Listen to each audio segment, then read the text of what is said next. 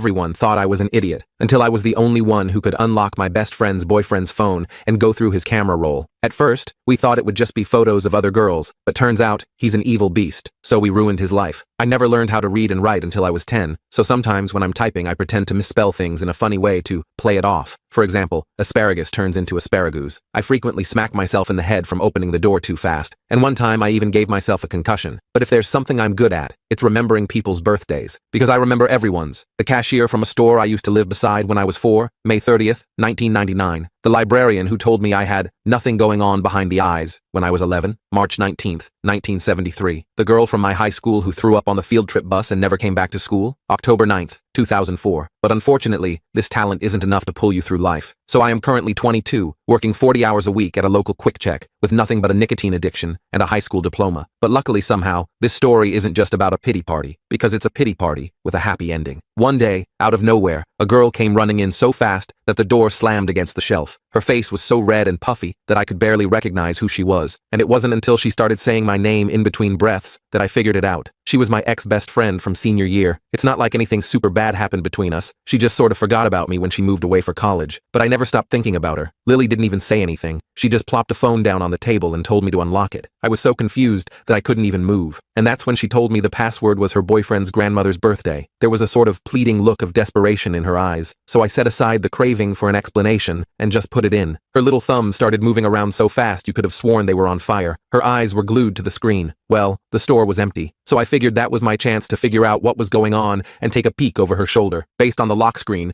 I could tell it was her boyfriend's phone, and she was going through his camera roll. I don't know what I expected to see from here. Maybe the nudes of another girl, maybe a crazy intimacy tape, I don't know. But then she went into his hidden folder, and what we saw made my stomach turn. Photos of children, young children, in situations no child should ever be in. I jerked my head away immediately, feeling like I might throw up right there on the convenience store floor. My brain couldn't process what I'd just seen. It was like my mind kept trying to reset itself, refusing to accept what my eyes had just registered. Lily was full-on hyperventilating now, and my manager DP was giving us the stink eye from the register. DP's always been suspicious of anyone who spends more than 2 minutes in the store without buying something. Says it cuts into his precious profit margins. I grabbed Lily's arm and pulled her toward the back room before DP could come over and ask questions. "We need to get somewhere private," I whispered. She nodded, clutching the phone like it might explode. The break room was tiny, just a faded folding table with mismatched chairs and a mini fridge that constantly made this weird gurgling sound like it was slowly dying. Once we got to the employee break room, I shut the door and just stood there, trying to process what we'd just discovered. My mind kept blanking out, like it was trying to protect me from what I'd seen. Lily had to snap her fingers in front of my face multiple times. Tommy,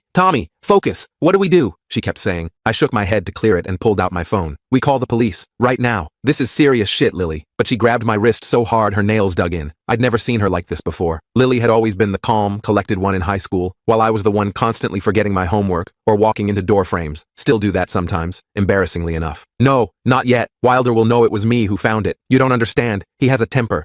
She stopped, and I realized she wasn't just disgusted by what she'd found. She was scared for herself. That's when I noticed the faint yellowish bruise on her wrist, partially hidden by her sleeve. I took a deep breath. "Lily, those are children. We can't just ignore this." We went back and forth in hushed voices for a few minutes. I kept insisting we needed to call the cops immediately. She kept saying we needed to be careful about how we did this. My mind was racing through worst-case scenarios. What if Wilder came looking for his phone? What if he tracked it to Quick Check? What if DP walked in and saw what we were looking at? Eventually, we compromised. We'd document everything first, then report it. Neither of us wanted to look through those horrible images again, so I suggested just screenshotting the folder names and timestamps as evidence without actually opening the files. It seemed like a good plan in theory, but in practice it meant handling a phone that contained some of the most disturbing content imaginable. My hands were shaking so bad I could barely hold the phone. I tried calling my cousin Owen, who works as a police dispatcher, for advice, but he didn't pick up. Owen and I aren't super close these days, but he's always been the responsible one in the family, the guy everyone calls when they need actual adult advice. I left a vague but urgent voicemail asking him to call back as soon as possible. Meanwhile, Lily started carefully looking through Wilder's text messages to see if there was more evidence. She was moving through the phone like she was handling a bomb, scrolling with just the tip of her finger as if she didn't want to touch it more than necessary. Suddenly, the phone started ringing with an incoming call labeled simply, "Home." We both froze like deer in headlights. Wilder was looking for his phone. It was like one of those moments in a horror movie where the monster's footsteps are getting closer and you're hiding in a closet praying it doesn't find you. "Don't answer it," I whispered, but Lily was already panicking. "He'll track the location. He's got that Find My Phone thing. He'll know I have it." Her eyes were wide with genuine fear, and I realized she was terrified of this guy, in a way that went beyond just what we'd discovered. Before I could stop her, she answered, and put on this fake cheerful voice. "Hey babe, yeah, sorry, I borrowed your phone to look up a recipe. My battery died. I'll bring it back soon, okay?" Her voice was shaking so bad I was sure he'd notice, but somehow she convinced him she'd be home soon. When she hung up, we both just stared at each other. We had maybe an hour at most before he'd expect her back. The reality of our situation was sinking in fast. We were two barely adults with no real plan, holding evidence of serious crimes, and the clock was ticking. We decided to check one more folder labeled work to see if there was more evidence. What we found made everything even more complicated. Photos of Wilder at community events, with police officers, lots of them. Not just casual selfies, but friendly group shots where he had his arms around their shoulders,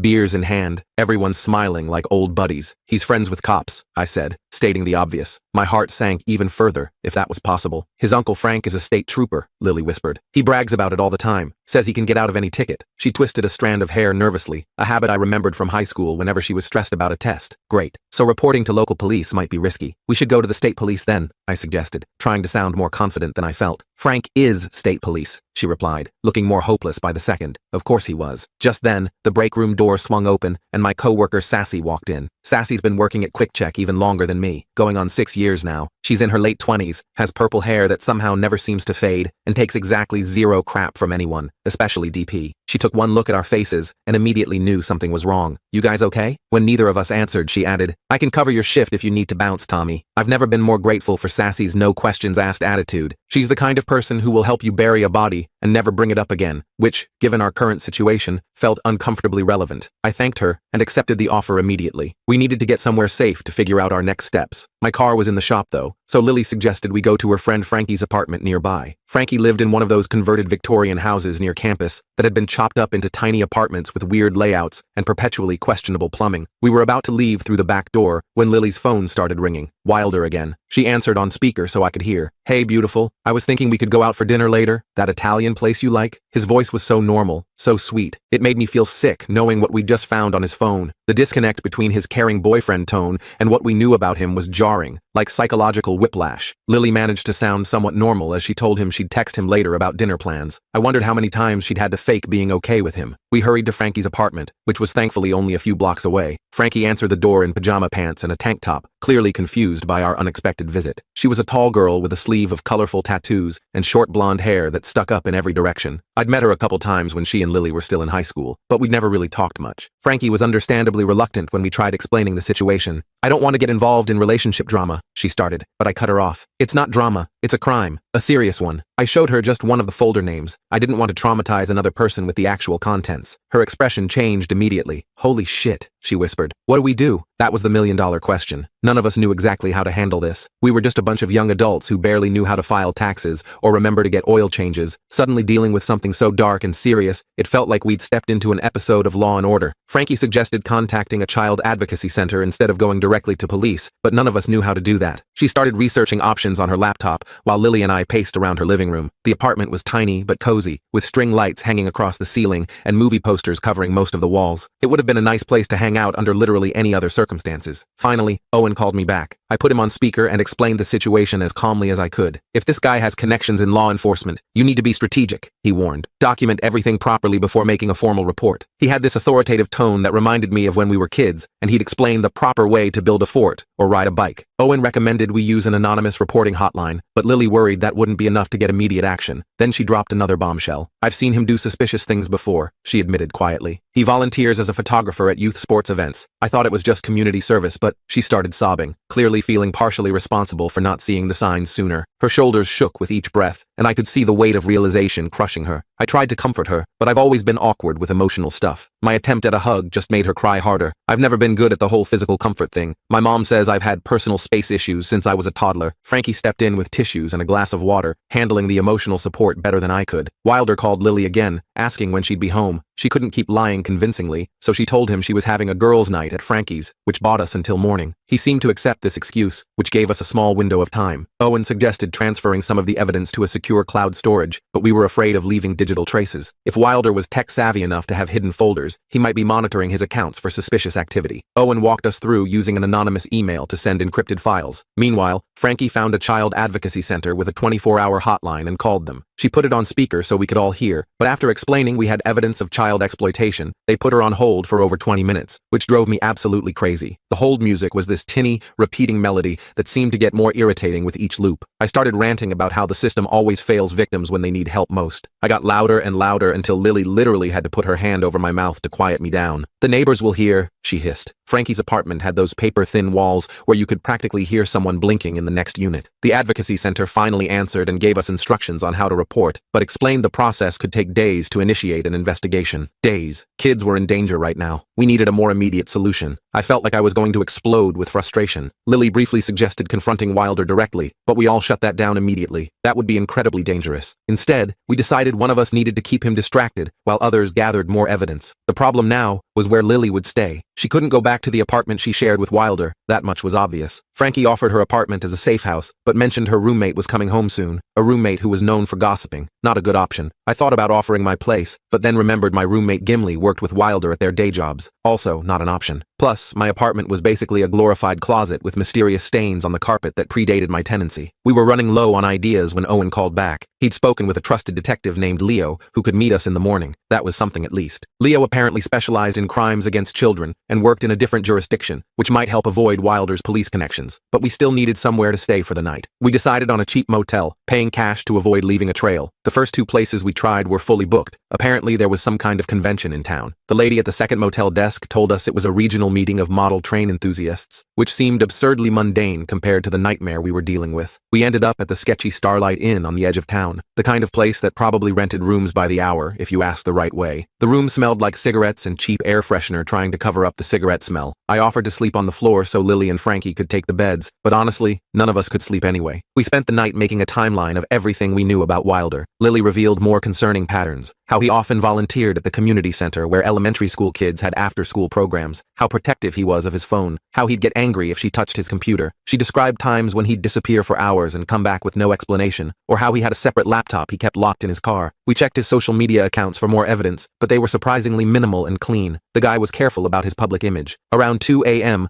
Wilder started texting Lily frantically, asking where she really was. She stuck to the girl's night story, and he eventually backed off, though his messages grew increasingly controlling. "Call me as soon as you wake up," his last text read. Frankie suggested Lily break up with him via text right now, but we realized that could trigger him to destroy evidence if he suspected anything. She'd need to act normal until authorities could intervene. I went outside for a cigarette to calm my nerves. Bad habit, I know. Started in high school trying to look cool, and now I'm stuck with an addiction and yellow-tinged fingers. In the motel parking lot, I noticed a car that looked exactly like Wilder's. My heart nearly stopped. It was a black Honda Civic with tinted windows and a small dent in the rear bumper. I rushed back inside in a panic, and we turned off all the lights and peeked through the curtains. False alarm. It was a similar model, but with a different license plate. Our adrenaline crashed after that scare, leaving us exhausted and on edge. Lily found more disturbing content while checking other folders on his phone, but she also discovered something unexpected. Photos of Wilder with an older woman at what looked like therapy sessions. There were intake forms partially visible in one shot, and what appeared to be a counseling office. We wondered if he had sought help at some point. The timestamps showed these were from 2 years ago, but the criminal content was much more recent. Whatever intervention happened had clearly failed. Around 4 a.m., Owen texted that Detective Leo would meet us at 8 a.m. at a diner, but Lily was terrified of leaving Wilder's phone missing for that long. We debated whether she should return it before our meeting. I suggested we transfer critical evidence and then return the phone, but we didn't have the right equipment. Frankie volunteered to find a 24-hour store for supplies. While she was gone, Lily confessed she was worried about her own younger sister's safety. Her sister sometimes stayed at their apartment when their parents were out of town. Talking about this triggered a full-blown panic attack. I had to use my quick-check first aid training to help her regulate her breathing. In through your nose, out through your mouth. That's it. Slow down. Honestly, I'd only ever had to use that training once before, when a customer fainted after finding out we were out of their favorite energy drink flavor. This was way more intense. Frankie returned with cables, and we started transferring files. Suddenly, Wilder's phone showed he had remotely logged into his cloud account. The notification popped up on the screen, sending us all into panic mode. We had to disconnect quickly before he could see what we were doing. We managed to save enough evidence before Wilder called again, sounding suspicious about why Lily wasn't responding to his texts. She had to pretend she'd fallen asleep at Frankie's to explain the silence. My heart was pounding so hard I was sure they could hear it over the phone. The next morning, we met Detective Leo at the Waffle House as planned.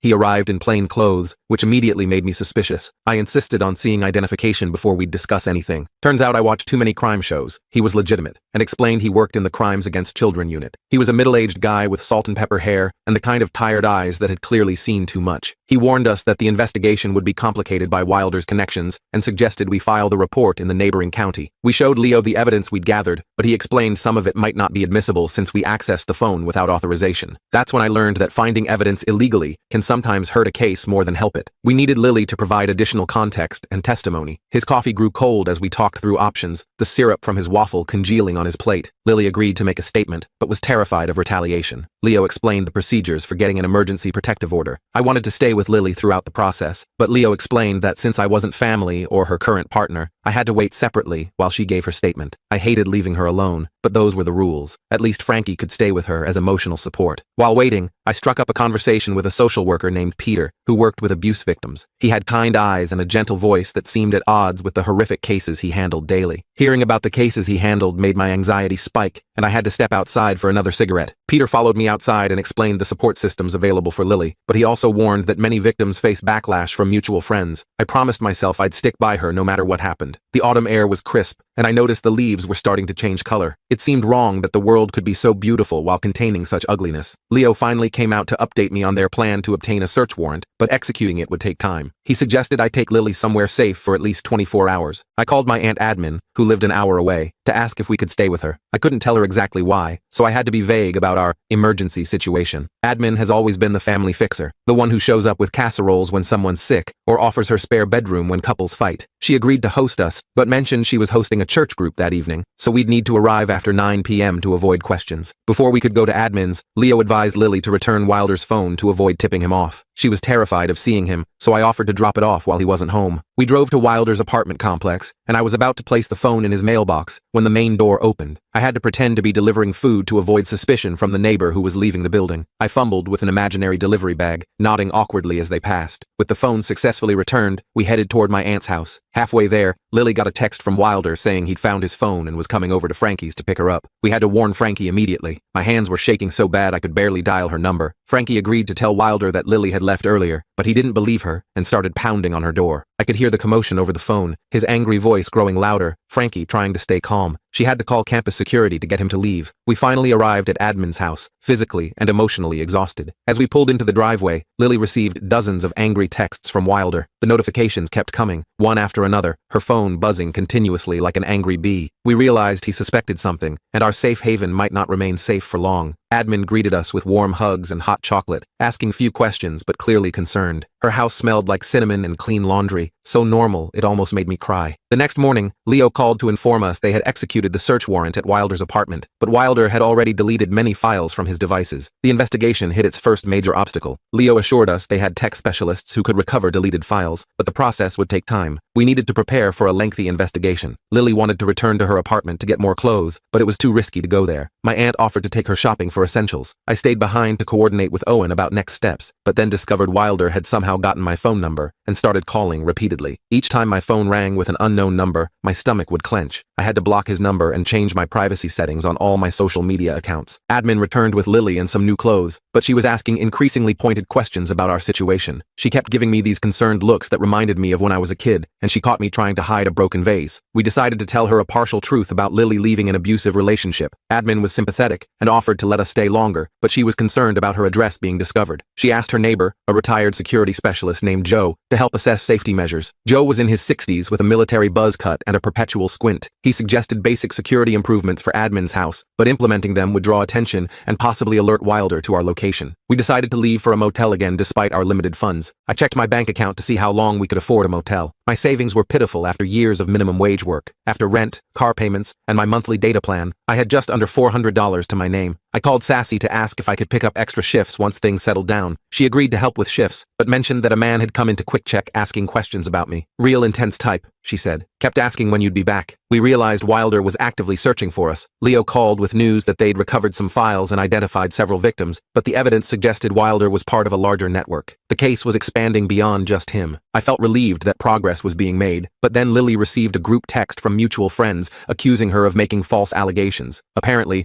Wilder had been telling people she was unstable and making things up because he had tried to break up with her. She broke down, feeling abandoned by people she thought would support her. I tried comforting her by reminding her she was doing the right thing, but my own anxiety about our safety was becoming obvious. I kept checking the locks on the motel door and peering through the curtains every few minutes. She ended up being the one consoling me instead. We received word that Wilder had been brought in for questioning, but was released on his own recognizance within hours. Our fear intensified, knowing he was free and likely angry. The system we were counting on to protect us seemed to be failing at every turn. Leo explained they needed more evidence before they could hold him, but he promised they were monitoring Wilder closely. We had to trust the system despite our growing doubts. We checked into a different motel using cash. This one was even grimier than the last, the kind of place where you're afraid to touch the remote control or walk barefoot on the carpet. As we settled in, Lily received an email from Wilder's mother begging her to stop this madness. We realized his family was rallying to protect him rather than acknowledge his crimes. The email went on about how Wilder was a good boy who was being framed. It was sickening. A week into hiding, our motel money was running dangerously low. I couldn't return to work with Wilder looking for me. I finally swallowed my pride and called my estranged father for financial help. We hadn't spoken much since he left when I was 12. Our conversations over the years had been limited to awkward birthday calls and the occasional Christmas card. My father agreed to send money to help us, but he insisted on knowing exactly what was happening. I had to explain everything, reopening communication we hadn't had in years. To my surprise,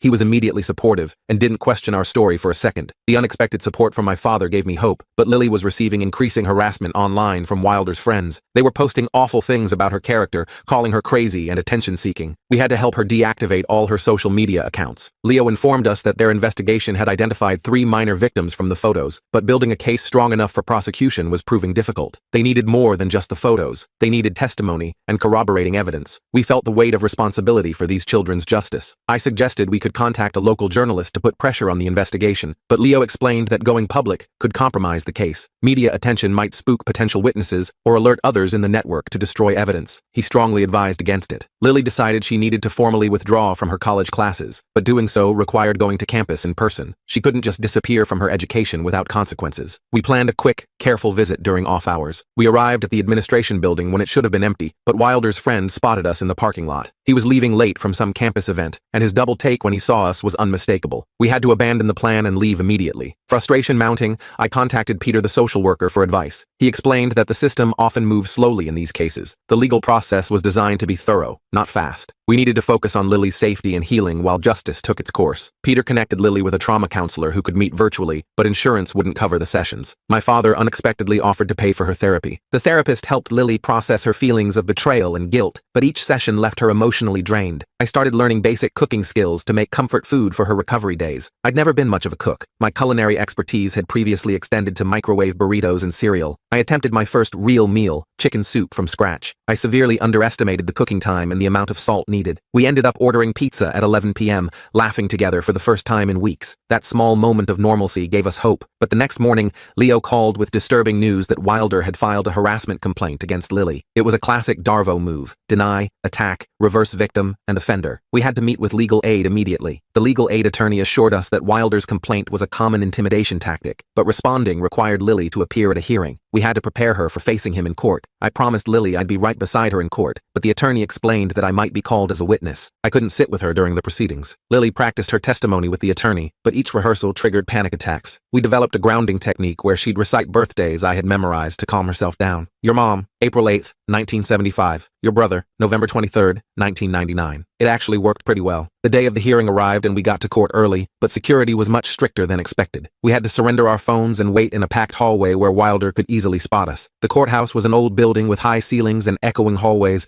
that magnified every whispered conversation. I tried creating a buffer between Lily and the crowd, but Wilder's family members kept accidentally bumping into us. His mother gave Lily a glare so intense, I swear the temperature dropped 10 degrees. The court officer had to intervene intervene and separate the parties. Our attorney argued for separate waiting areas, but the request was denied due to space limitations. We retreated to a bathroom until our case was called. When we finally entered the courtroom, Lily walked confidently to her seat, but seeing Wilder for the first time caused her to freeze momentarily. I had to whisper her sister's birthday to help her refocus. May 17th, 2006, I murmured, and she nodded slightly, taking a deep breath. Wilder's attorney portrayed him as the victim of a vindictive ex-girlfriend, but our lawyer presented evidence of the ongoing police investigation. The judge took the matter more seriously than we expected. I was called to testify about the day Lily came to Quick Check. Wilder's attorney tried twisting my words to suggest we planned to frame him. I had to carefully recount every detail to maintain credibility. The judge seemed sympathetic to our side, but then Wilder's Uncle Frank testified as a character witness in uniform. The courtroom dynamic shifted uncomfortably. Our attorney challenged the appropriateness of Frank testifying in uniform, but the judge allowed it. We watched helplessly as Wilder's image was polished by his uncle's authority. Just as things seemed to be going against us, Detective Leo arrived with newly recovered evidence, but court rules prevented him from introducing it during this hearing. He could only observe supportively from the gallery. The judge ultimately dismissed Wilder's harassment complaint, but also warned Lily against making unsubstantiated claims. We left feeling both relieved and insulted. Outside the courthouse, Leo informed us that they'd identified more victims and built a stronger case, but formal charges would require grand jury approval. We still faced weeks of uncertainty. Lily wanted to call the parents of the identified victims to warn them, but doing so could interfere with the investigation. She had to channel her protective instincts in another way. She decided to anonymously donate her textbook refund money to a child advocacy center, but the small amount felt insignificant against the harm done. She began researching how to become a victim advocate herself. I was proud of Lily's resilience, but my own life remained in limbo as I couldn't return to work. I finally asked my father about working at his landscaping business temporarily. My father agreed to hire me, but the job was in another town 40 miles away. Lily and I faced the difficult decision of whether to separate or relocate together. After a lot of discussion, Lily and I decided to relocate together to my father's town. This meant she'd be further from the investigation, so Leo arranged for her to give a comprehensive recorded statement before we left. My father helped us find a small apartment to share as roommates, but the landlord required employment verification. Lily had to quickly find work in the new town. I started working for my father's landscaping business, but years of convenience store work hadn't prepared me for physical labor. I came home exhausted every day for the first 2 weeks. My hands were covered in blisters, and my back felt like it was permanently bent. But honestly, the physical exhaustion helped keep my mind off everything else. Lily found a job at a local bookstore owned by a woman coincidentally also named Sassy. We took it as a good sign. Adapting to our new life and routines was challenging, so we established Friday night pizza as our tradition to maintain friendship amid stress. After a month in our new town,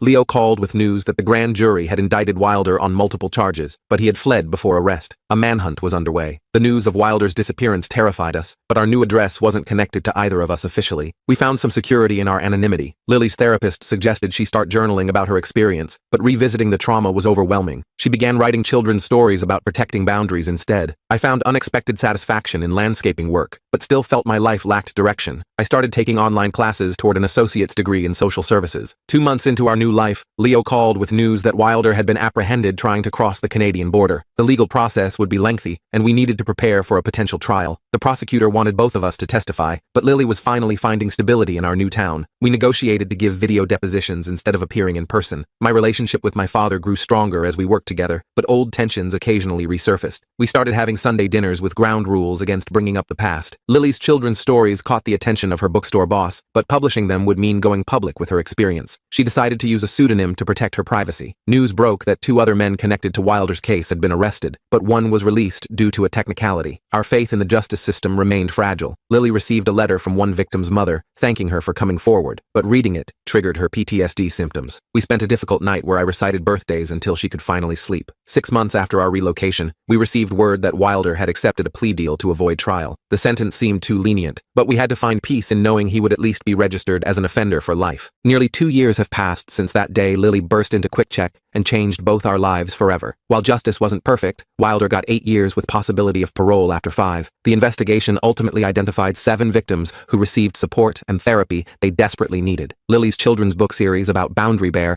was picked up by a small publisher, and she uses part of the proceeds to fund therapy for abuse survivors. I completed my associate's degree and now work at a youth center teaching computer literacy to kids who struggle with reading and writing like I once did. I still remember everyone's birthday, still accidentally give myself door-related injuries, and still work on my spelling, but these quirks feel like just parts of me now, not deficiencies. My father and I run a small landscaping business together, and we finally healed much of our past. Lily and I remained roommates for a year before she moved in with her new girlfriend, but we have dinner together every Friday without fail. Sometimes we talk about that day and the horror we uncovered, but more often we talk about the future. When she mentioned starting a support group for loved ones of abuse survivors, I immediately volunteered to help. At night, I sometimes still wake up worried that we didn't do enough, fast enough.